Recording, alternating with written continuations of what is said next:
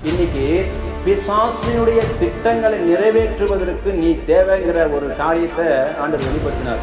இன்னைக்கு அதுதான் நிறைய இடத்துல நடந்துகிட்டே இருக்குது. நிறைய ஊழியத்தில் அதான் நடந்துகிட்டு இருக்கு, நிறைய சபையில் அதான் நடந்துகிட்டு இருக்குது. பிசாசின் திட்டங்கள் என்ன?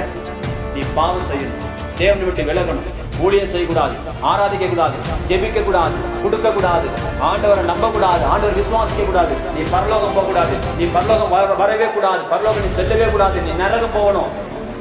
முழு திட்டமே அதுதான். ஆமென், அல்லேலூயா.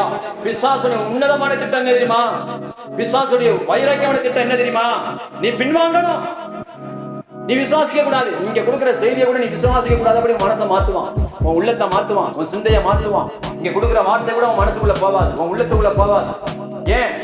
ஏதோ ஒரு குழப்பத்துல உட்கார்ந்திருப்ப, ஏதோ ஒரு சிந்தையில உட்கார்ந்திருப்ப, ஏதோ ஒரு நினைவுல உட்கார்ந்திருப்ப. கர்த்தர் சொல்லுவார், தேவனுக்கு மகிமை உண்டாகட்டும். வேதம் சொல்லுகிறது, கர்த்தரை விட்டு பின்வாங்காமல் முழு இருதயத்தோடு அவரை சேவிங்க.